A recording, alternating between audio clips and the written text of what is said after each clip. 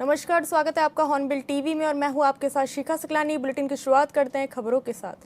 भारतीय सैन्य अकेडमी में 198वीं पासिंग आउट परेड में राष्ट्रपति और राज्य के मुख्यमंत्री पुष्कर सिंह धामी शामिल हुए। इस बार कुल 515 अधिकारी कैडेट पास आउट हुए। इनमें 481 भारतीय अधिकारी कैडेट और 16 मित्र देशों के 34 विदेशी अधिकारी कैडेट में शामिल हैं। पासिंग आउट परेड में राष्ट्रपति द्रौपदी मुर्मू मुख्य अतिथि के रूप में शामिल हुई। इस बार की पासिंग आउट परेड कई मायनों में ऐतिहासिक है। पहली बार आईएमए से प्रशिक्षण प्राप्त करने वाली 9 महिला कैडेट भी परेड में कदमताल की। इन 9 महिला कैडेट्स ने 1 वर्ष का कठोर सैन्य परीक्षण पूरा किया है। अभी अंतिम पग पार कर सेना का हिस्सा बनी है। प्रशिक्षण पूरा करने वाले ये सभी भारतीय सेना और अपने अपने देशों की सेनाओं में अधिकारी के रूप में नई जिम्मेदारी संभालेंगे।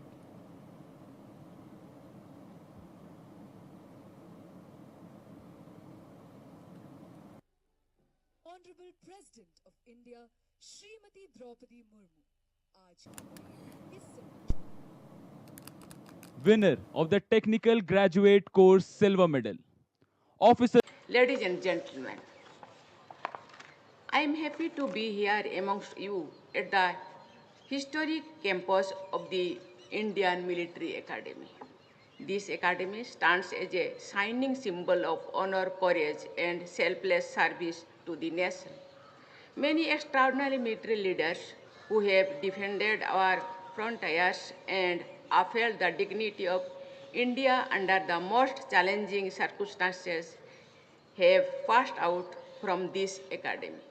I take this opportunity to appreciate everyone associated with this prestigious institution in the past and present. It gives me pleasure to see before me the officer cadets who would shortly embark on their journey. Their courage and wisdom will be their strengths. I am especially delighted to see 9 women cadets. This is a watershed moment in the history of IMA. It is not only a milestone in the history of India's defense forces, but also an inspiring example of India's march towards women-led development. I am sure that many more women cadets will join the academy. I congratulate all officer cadets for their successful completion of one of the most rigorous training programs in the country. I also congratulate your proud family members who have contributed to your achievements. I appreciate the commandant, instructors, and staff of the Indian Military Academy for their tireless efforts in guiding the officer cadets. I convey my hearty congratulations and best wishes to the cadets from the friendly foreign countries on passing out from the IMA. Your countries had entrusted us with the responsibility of training you to the highest levels of military professionalism. I am confident that you will bring many laurels to your armed forces and countries through your service and the values you have imbibed here.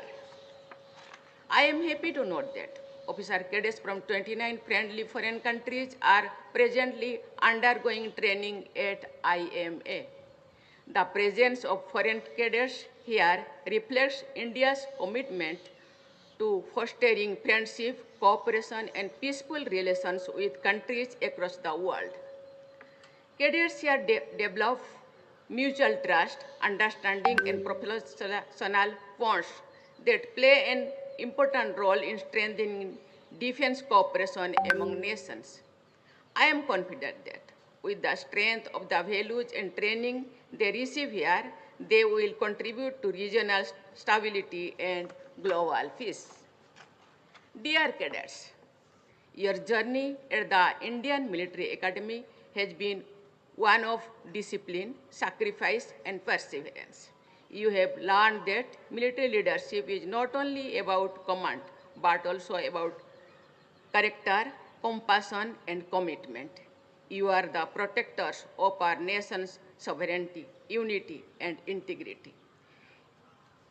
You carry the sacred trust of over 140 crore citizens. You should always remember that Service is the highest duty. In an era of rapidly changing security challenges, technological advances, and complex global environments, the Indian Army must remain adaptive and future ready. I urge you to be lifelong leaders, learners, courageous decision makers, and ethical leaders. As Army officers, you will be responsible for leading, guiding, and caring for the soldiers. You have to lead by example, inspiring confidence, and encourage the spirit of teamwork and dedication by balancing operational effectiveness with the well-being of your soldiers. You will build trust and strengthen the fighting capability of the units you will lead. I expect you to lead from the front, care for your soldiers, and uphold the finest tradition of our armed forces. Dear cadets, as you pass out of this institution as proud officers of the great Indian Army, you should carry within your hearts the motto of Academy, Virta or Vivek, valor and wisdom. Remain humble in success and resilient in adversity. I am confident that you will rise to every challenge and continue to enhance the prestige of the Indian Army and our great nation. I once again extend my heartfelt congratulations to all the passing out officer cadets on their commissioning. Uttarakhand के प्रसिद्ध लोक गायक लोक संगीत के पुरोधा और जनकवि स्वर्गीय हीरा सिंह राणा की पुण्यतिथि पर सीएम पुष्कर सिंह धामी ने नमन किया। सीएम धामी ने सोशल मीडिया पोस्ट पर लिखा कि अपने गीतों और मधुर स्वर से उत्तराखंड की लोक संस्कृति, परंपराओं, लोक भाषाओं और जन भावनाओं को वैश्विक पहचान दिलाने वाले लोक गायक हीरा सिंह राणा की पुण्यतिथि में कोटि कोटि नमन करता हूँ। साथ ही लिखा कि आपकी रचनाएं केवल संगीत नहीं बल्कि हमारी सांस्कृतिक विरासत की अमूल्य धरोहर है। लोक संस्कृति के संरक्षण और संवर्धन में आपका तुलनीय योगदान सदैव स्मरणीय रहेगा।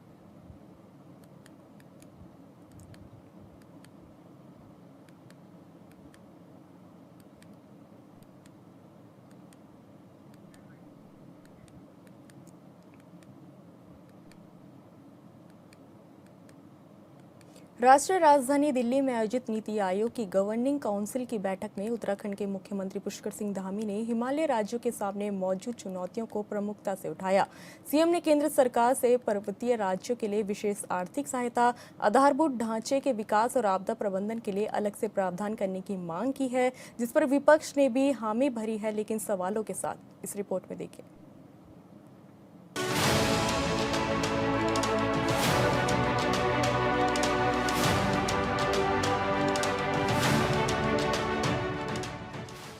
पीएम मोदी की अध्यक्षता में दिल्ली में आयोजित नीति आयोग की बैठक में उत्तराखंड के मुख्यमंत्री पुष्कर सिंह धामी ने कहा कि हिमालयी राज्यों की भौगोलिक परिस्थितियां मैदानी राज्यों से पूरी तरह अलग है। दुर्गम क्षेत्र, सीमित संसाधन और बार-बार आने वाली प्राकृतिक आपदाएं विकास की राह में बड़ी चुनौती है। ऐसे में पर्वतीय राज्यों के लिए अलग नीति और विशेष आर्थिक पैकेज की आवश्यकता है। नीति आयोग जो आदरणीय प्रधानमंत्री मोदी जी की अध्यक्षता में एक गवर्निंग काउंसिल है जो पूरे देश भर के सभी राज्य उसमें प्रतिनिधित्व अपना करते हैं, अपनी अपनी बात करते हैं। हमारे राज्य उत्तराखंड की भी बात उसमें हुई है। एक बड़ा दस्तावेज जो उत्तराखंड की ज़रूरतों के मुताबिक, यहाँ की चुनौतियों के मुताबिक हमारा था, उसको हमने भी वहाँ प्रस्तुत किया है। उत्तराखंड के मुख्यमंत्री पुष्कर सिंह धामी ने केंद्र सरकार से आग्रह किया कि सड़क, स्वास्थ्य, शिक्षा, डिजिटल कनेक्टिविटी और पर्यटन के क्षेत्र में विशेष सहायता दी जाए। उन्होंने कहा कि सीमावर्ती और पर्वतीय क्षेत्रों के विकास को राष्ट्रीय सुरक्षा के दृष्टिकोण से भी देखा जाना चाहिए, क्योंकि पहाड़ों में विकास कार्य करना किसी चुनौती से कम नहीं होता।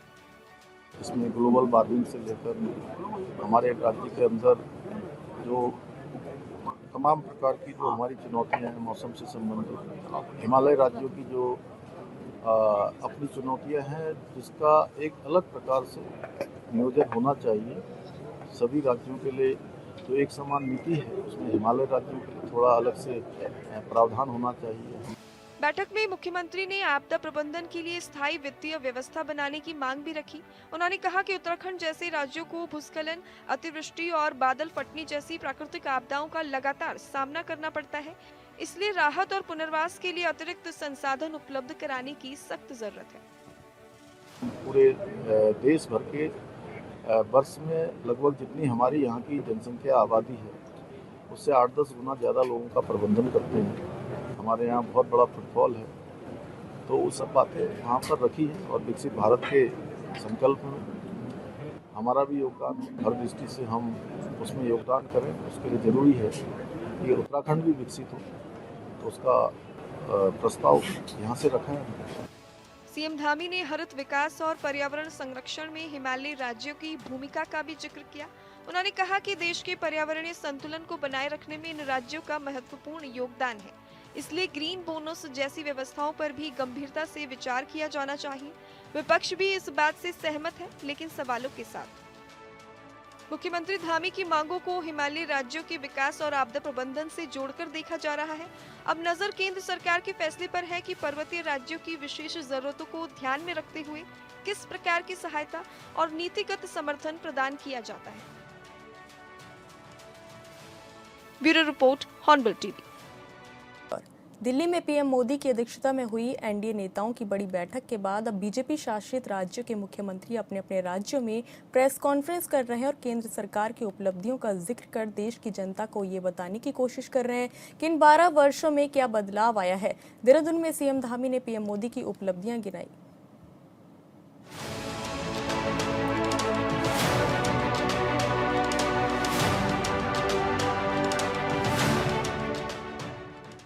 मोदी सरकार के 12 साल पूरे होने पर उत्तराखंड के मुख्यमंत्री पुष्कर सिंह धामी ने प्रेस कॉन्फ्रेंस कर केंद्र सरकार की उपलब्धियां गिनाई। धामी ने कहा कि प्रधानमंत्री नरेंद्र मोदी के नेतृत्व में भारत ने विकास, सुशासन और वैश्विक प्रतिष्ठा में आयाम स्थापित किया है। धामी ने कहा कि बीते 12 वर्षों में देश ने हर क्षेत्र में अभूतपूर्व प्रगति की है। उनके अनुसार प्रधानमंत्री मोदी के नेतृत्व में भारत की वैश्विक पहचान मजबूत हुई है और देश आत्मनिर्भरता की दिशा में तेजी से आगे बढ़ा। सीएम धामी ने कहा कि जनधन योजना और जल जीवन मिशन जैसी योजनाओं ने करोड़ों लोगों के जीवन बदल दिए हैं। जनधन योजना ने करोड़ों लोगों के बैंक खाते खोलकर वित्तीय समावेशन सुनिश्चित किया गया है। जीएसटी लागू होने से एक राष्ट्र एक कर की व्यवस्था लागू हुई है।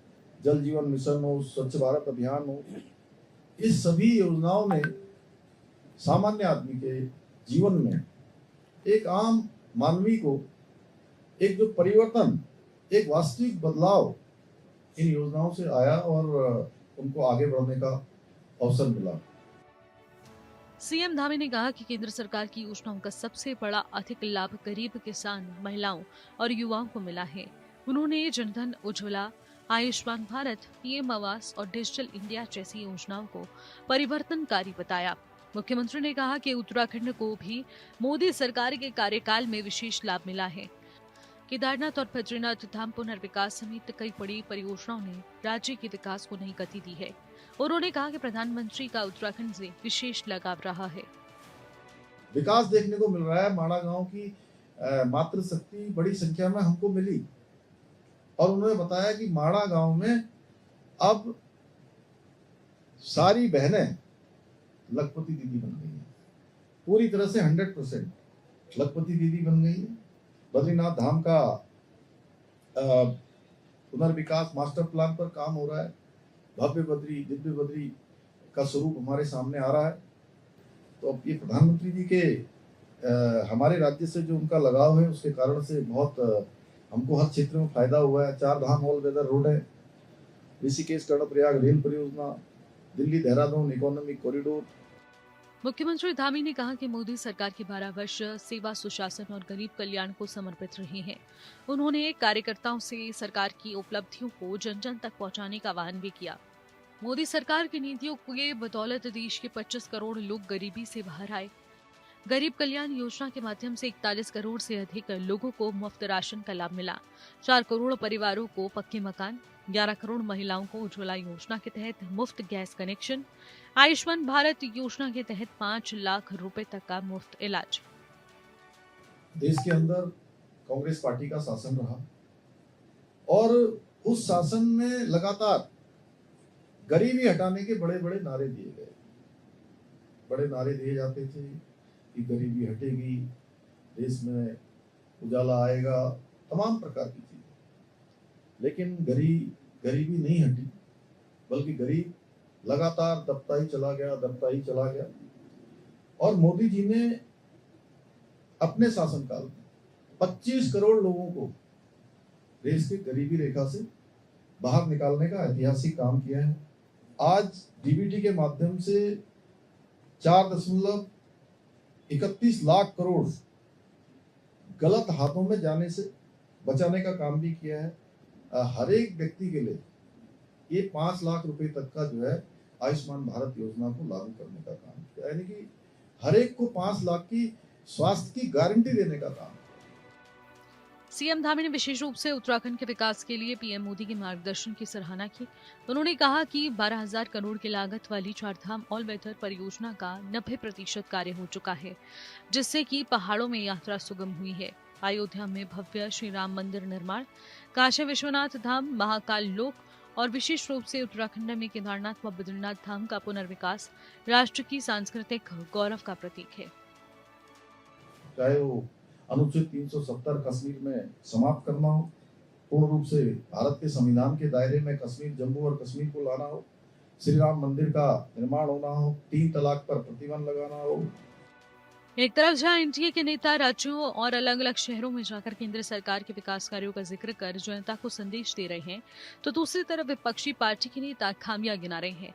उत्तराखंड कांग्रेस के नेताओं ने भी सियासी पलटवार किया। नेता का कहना है कि एनडीए की सरकार में महंगाई चरम पर है, युवाओं को रोजगार नहीं मिला, अस्पतालों की स्थिति दयनीय है और सरकार सिर्फ विज्ञापनों पर पैसे खर्च कर रही है। एनडीए की सरकार में देश की जनता का कितना भला हुआ, ये तो जनता ही तय करेगी। लेकिन 2014 में बीजेपी महंगाई को मुद्दा बनाकर आई थी और आज महंगाई जब चरम पर है तो पार्टी के नेता दलीलें दिए जा रहे हैं। Bureau report, hornbill TV.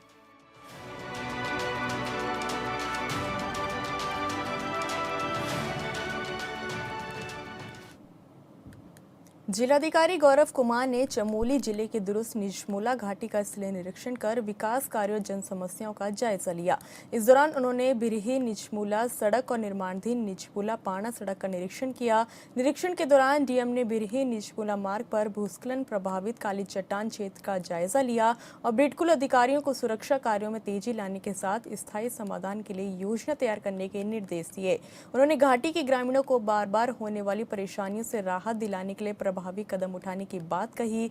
ब्यारा गांव के ग्रामीणों की शिकायत पर जिलाधिकारी ने बाजार क्षेत्र में नाले निर्माण कराने के निर्देश भी दिए। इसके बाद उन्होंने निजपुला पाना सड़क पर निर्माणाधीन झिंझी पुल का निरीक्षण किया और पीएमजीएसवाई अधिकारियों को मानव संसाधन बढ़ाकर नवंबर तक पुल निर्माण कार्य पूरा करने के निर्देश दिए।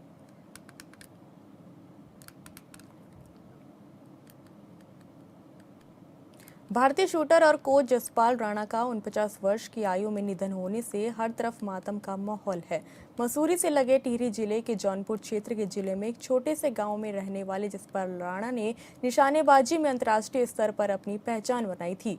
जसपाल राणा को भारत का सबसे सफल निशानेबाज और कोच माना जाता है। उनके आकस्मिक निधन से खेल जगत को अपूर्णीय क्षति हुई है। तो वहीं 2009 में उन्होंने टिहरी लोकसभा सीट से बीजेपी के उम्मीदवार के रूप में चुनाव लड़ा था। जानकर बताते हैं कि जसपाल राणा बेहद सरल स्वभाव के धनी थे और मसूरी और जौनपुर में अक्सर आते थे। उनके करीबी अनिल को दयाल बताते हैं कि जसपाल राणा का बचपन मसूरी में ही बीता और उनके पिता नारायण सिंह राणा भारत तिब्बत सीमा पुलिस बल में अधिकारी थे। इसके साथ ही उन्होंने टिहरी लोकसभा से सांसद का चुनाव भी लड़ा था।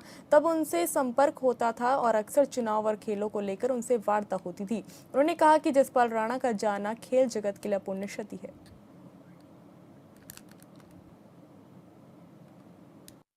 अंतर्राष्ट्रीय ख्याति प्राप्त हमारे प्रिय जसपाल राणा जी का बचपन मसूरी में ही उनका बचपन बीता। उनके पिता यहाँ पर आईटीबीपी में अधिकारी के रूप में कार्य करते थे और गांव से भी उनका पूरा नाता रहा है और एक भारतीय शूटिंग को राष्ट्रीय और अंतर्राष्ट्रीय स्तर पर जो ख्याति उन्होंने दिलाई है, उनका बहुत बड़ा योगदान रहा है। और मसूरी के अलावा हमारे देहरादून में ही पौंदा में उन्होंने एक शूटिंग और कॉलेज खोला हुआ है, तो उसमें जो इंस्टीट्यूट है उसमें कई बच्चे राष्ट्रीय और अंतर्राष्ट्रीय खिलाड़ी भी जब कभी किसी परेशानी में होते हैं तो वहाँ पर आकर वो प्रशिक्षण लेकर पुनः अपनी लय प्राप्त करते हैं। और जसपाल राणा इतनी बड़ी शख्सियत होने के बाद भी, अंतर्राष्ट्रीय स्तर के कोच और खिलाड़ी होने के बाद भी बहुत ही सहज, सरल, नेक दिल और बहुत ही ज़मीन से जुड़े हुए थे। हमारे एक युवा साथी जसपाल राणा जी जो अंतर्राष्ट्रीय रूप से और हमारे उत्तराखंड के बहुत ही युवा निशानेबाज थे, जिन्होंने बहुत कम उम्र में इतनी ख्याति प्राप्त करी। उन्होंने 18 साल की उम्र में अर्जुन पुरस्कार प्राप्त किया, 21 साल में उन्होंने पद्मश्री प्राप्त किया और 2020 में उनको द्रोणाचार्य पुरस्कार से भी सम्मानित किया गया। एक बहुत ही मतलब युवाओं के लिए कहें तो बहुत ही प्रेरणा स्रोत थे। जब उनके दुखद घटना सुनने को मिली तो सर्वप्रथम तो मैं उनके परिवारजनों को और उनके जितने भी प्रशंसक हैं उन सबको इस दुख की घड़ी में ऊपर वाले से प्रार्थना करता हूं कि सबको शक्ति प्रदान करे। वहीं मेरा लगाव इसलिए उनसे ज़्यादा था कि उनके जो चाचा थे सुखपाल राणा जी, वो मेरे बहुत ही घनिष्ठ मित्र थे। उनके गाँव आना जाना था मेरा। मैं जहाँ तक व्यक्तिगत रूप से जसपाल राणा जी को जानता था, वो एक बहुत ही अच्छे व्यवहारिक और बहुत ही ऊर्जावान युवा थे और जिनके अंदर एक अच्छी सोच थी। श्री राम सेवा संस्कृत रामलीला कमेटी को देवांचल सेवा संस्थान के सहयोग से लोहाघाट के रामलीला मैदान में 3 जून से चल रही कुमाऊनी भाषा की श्री राम कथा का हवन यज्ञ और विशाल भंडारे के साथ समापन किया गया। इस दौरान सैकड़ों की तादाद में श्रद्धालुओं ने भंडारे का प्रसाद ग्रहण किया। रामलीला कमेटी अध्यक्ष जीवन सिंह मेहता ने कहा कि श्री राम कथा के सफल आयोजन के लिए समस्त सहयोगी और समस्त जनता को धन्यवाद देते हैं। उन्होंने कहा कि आयोजन का मुख्य उद्देश्य अपनी कुमाऊनी भाषा को बढ़ावा देना था।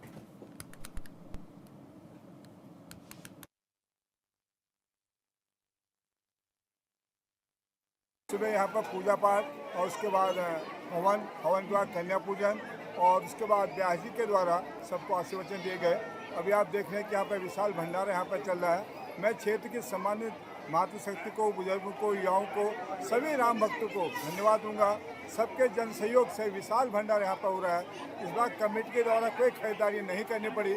सभी लोग आटा, घी, तेल, तिल, जौ सारी सामग्री लेकर सारे भक्तों ने पूरा स्टोर हमारा भरा हुआ है और सब भंडारा यहाँ पर चल रहा है।